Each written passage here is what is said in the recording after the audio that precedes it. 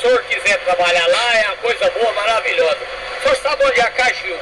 Ali tem o anel viário. Assim que o senhor passa o anel pra cá, tem uma entradinha ali por baixo, tem 2 morrinhos, túnel é ali.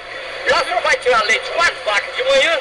Assim que o senhor acabar de tirar o leite, o senhor vai fazer a ração e dá para 4 cavalos de noite. Mas antes do senhor dar para os cavalos à noite, eu tenho a granja lá, que os caminhões de pinto chegam para descarregar. Da maneira que os pintos vão entrando, você vai notando. Tem dia que o senhor não deixa entrar tudo, então o senhor deixa entrar só metade, que às vezes um carro no espaço. E nisso também eu tenho uns patos de raça lá. Os patinhos, o senhor te dá a meia. Eu tenho 2 raças, não sei se o senhor conhece. Eu tenho lá o tupi e o rabá. Ah, você não conhece? Então eu vou te explicar. O patinho tupi, ele é branco da cabeça roxa e o patinho rabá é da cabeça vermelha.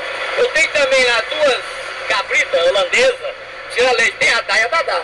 Só que a Dá, ela é brava, só pega de noite. Então o senhor pega a Dá de dia e pega a Dá de noite. Você tá entendendo? Eu tenho também uma jabuticaba transgênica. O senhor planta ela, é 3, 4 meses você tá chupando e dando pros outros, porque ela dá rápido. Ela é muito boa. Te dou também a meu, a semente de tumi.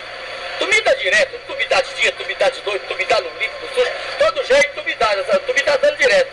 É uma coisa maravilhosa. Eu tenho também lá, se o senhor tem como corre uma Hilux 0. Se o senhor conseguir ficar de noite inteira, de 4 pés pelado, debaixo do sereno, o senhor ganha um Hilux? Não é gripe, não dá gripe não. Sereno é um jeguinho que eu tenho lá. Se o senhor interessado em me achar, fala comigo, tá? Me liga! Vem que